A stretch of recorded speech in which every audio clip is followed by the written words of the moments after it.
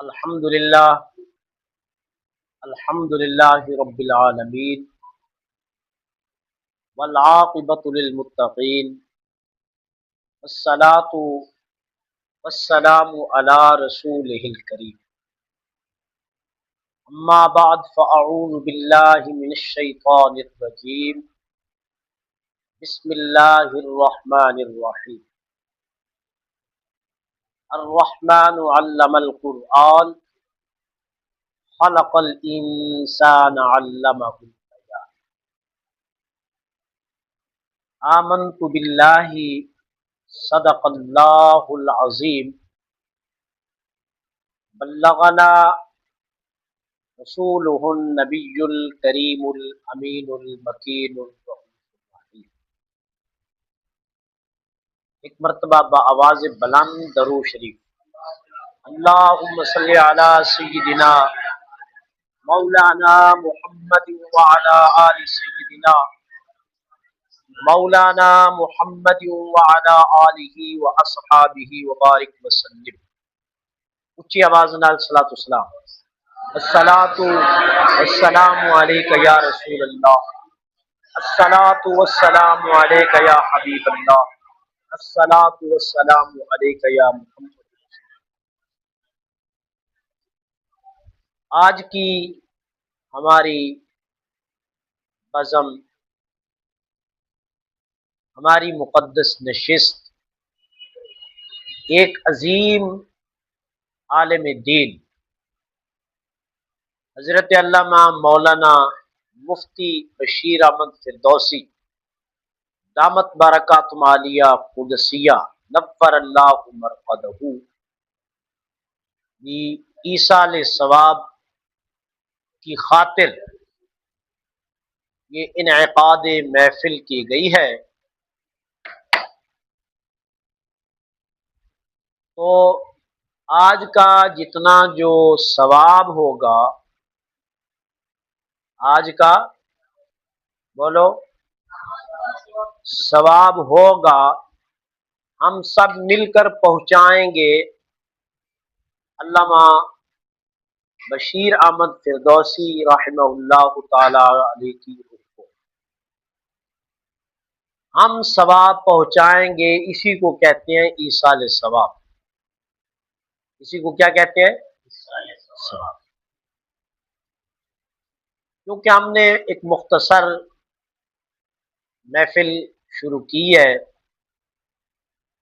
اور مختصر ہی اس میں چند باتیں آپ لوگوں سے عرض کی جائیں گی۔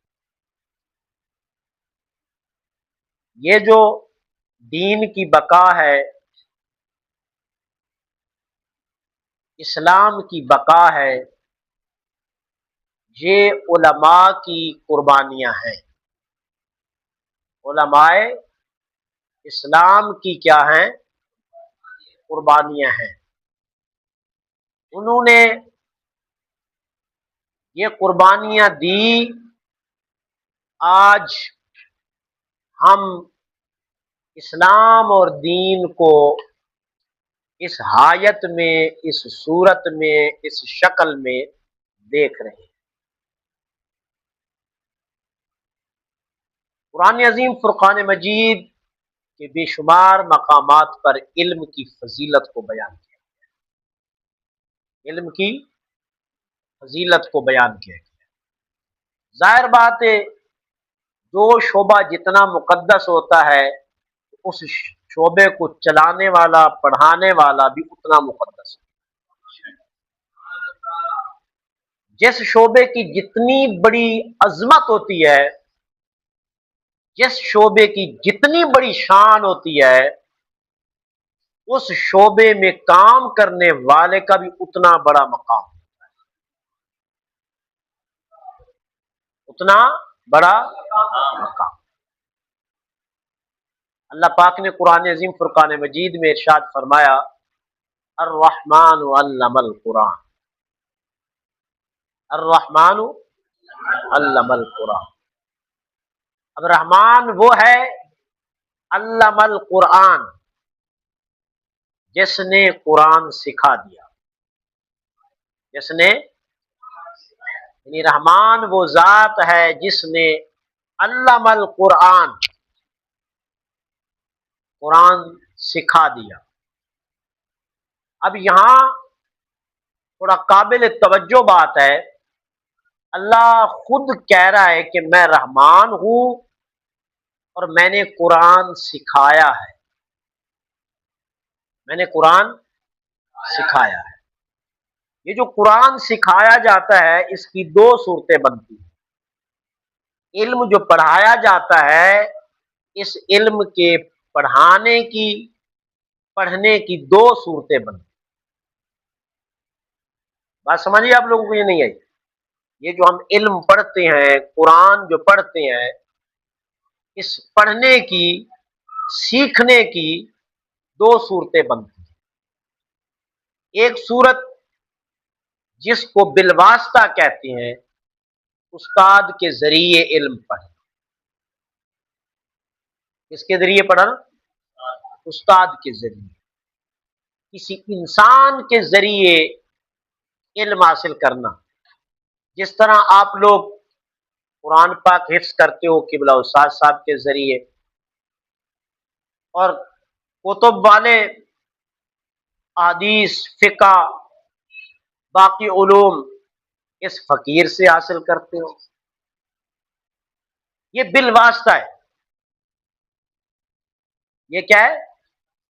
بالواسطہ، یعنی استاد کے ذریعے علم حاصل کرنا۔ اور ایک ہوتا ہے بلا واسطہ علم حاصل کرنا، یعنی درمیان میں کسی انسان استاد کا واسطہ نہ ہو، ڈائریکٹ براہ راست، ڈائریکٹ براہ راست رب کائنات سے علم حاصل کرنا ہو۔ بات سمجھ آئیے؟ ایک علم وہ ہوتا ہے جو کس کے ذریعے حاصل کیا جاتا ہے،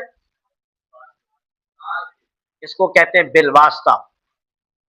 اور ایک وہ علم ہوتا ہے جس میں استاد کا واسطہ نہیں ہوتا، کسی مخلوق کا واسطہ نہیں ہوتا، وہ براہ راست بغیر کسی توسط کے، بغیر کسی واسطہ کے، بغیر کسی استاد کے، انسانی یا مخلوقات میں سے کوئی واسطہ نہیں ہوتا، وہ ڈائریکٹ براہ راست رب کائنات سے علم حاصل کرتا ہے۔ اب ساری کائنات، رب نے جتنی مخلوق بنائی ہے، اس کا کوئی نہ کوئی استاذ بنایا ہے جس نے اس سے علم حاصل کیا۔ ایک ہی ہستی ہے،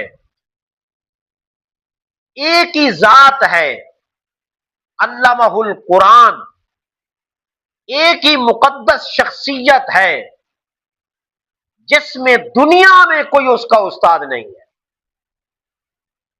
دنیا میں اس کا کوئی، ہمیں ملتا ہے کہ عیسیٰ علیہ السلام پڑھنے گئے تھے کسی راہب کے پاس، ہمیں ملتا ہے حضرت موسیٰ علیہ السلام پڑھنے گئے تھے، ہمیں ملتا ہے حضرت یوسف علیہ السلام نے حضرت یعقوب علیہ السلام سے علم حاصل کیا، ہمیں ملتا ہے کتابوں میں ایک نبی نے دوسرے نبی سے علم حاصل کیا، بیٹا بھی نبی ہے، باپ بھی نبی ہے، تو بیٹے نے باپ سے علم حاصل کیا۔ حضرت آدم علیہ السلام سے لے کر عیسیٰ علیہ السلام تک جتنے پیغمبران خدا آئے ہیں، سب کے کوئی نہ کوئی استاد نبیوں میں سے ملتا ہے، مگر آپ کا اور میرا نبی دنیا میں کوئی استاد نہیں ملتا۔ اگر آپ کا استاد دیکھنا ہے تو وہ رب کائنات کی ذات ہے۔ بات سمجھ آ گئی یا نہیں؟ پھر استاد جتنا قابل ہوتا ہے، شاگرد بھی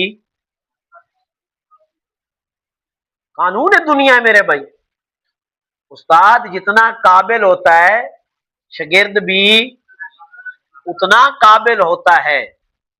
اب استاد کے علم کی جتنی ابتدا و انتہا ہوتی ہے، جتنی گہرائی ہوتی ہے شاگرد کے علم میں بھی اتنی ابتدا و انتہا ہوتی ہے، اتنی گہرائی ہوتی ہے، تو گویا کہ شاگرد میں استاد کا عکس موجود ہوتا ہے،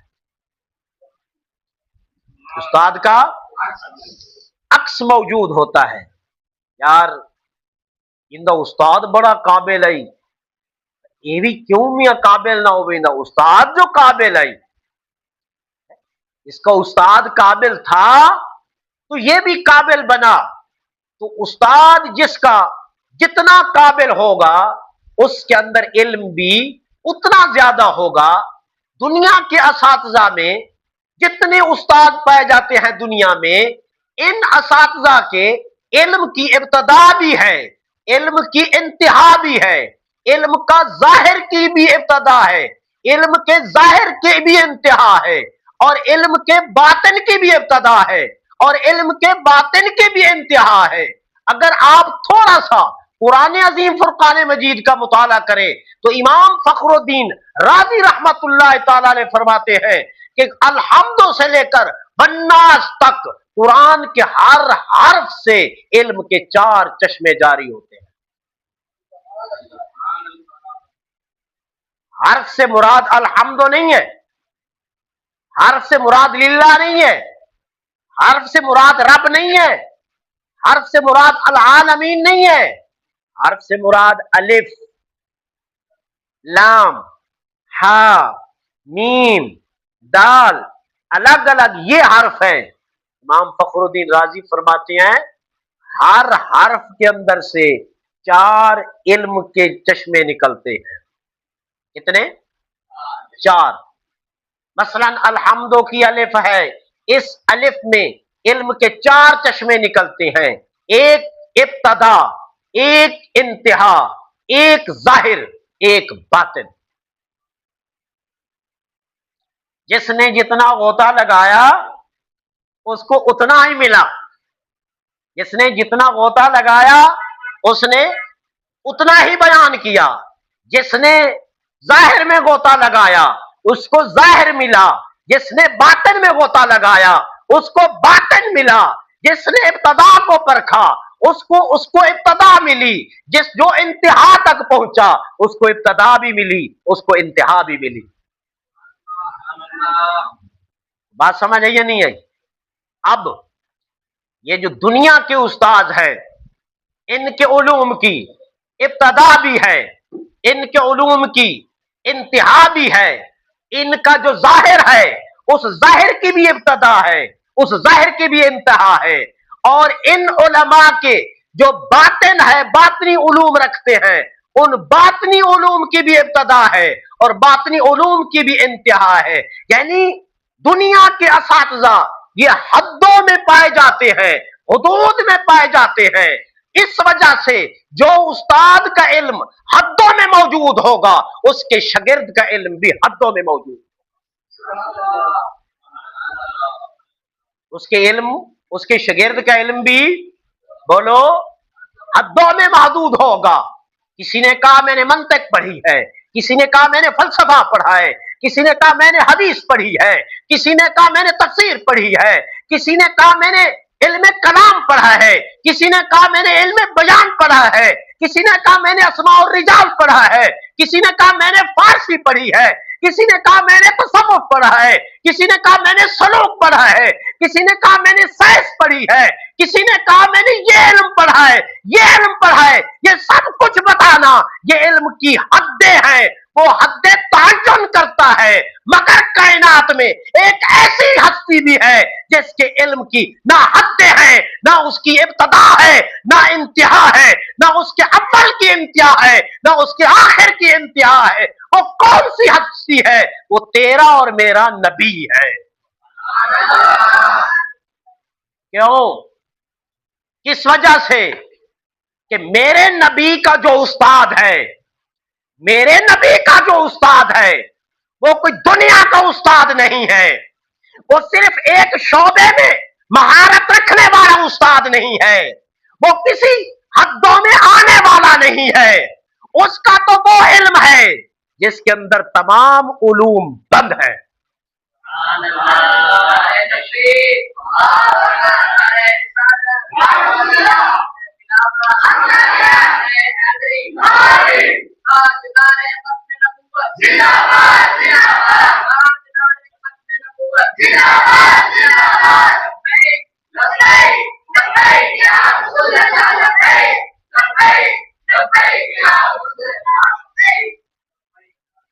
ظاہری سائنس کا وجود نہیں تھا، یہ پتہ نہیں تھا کہ ماں کے پیٹ میں بچہ جب آتا ہے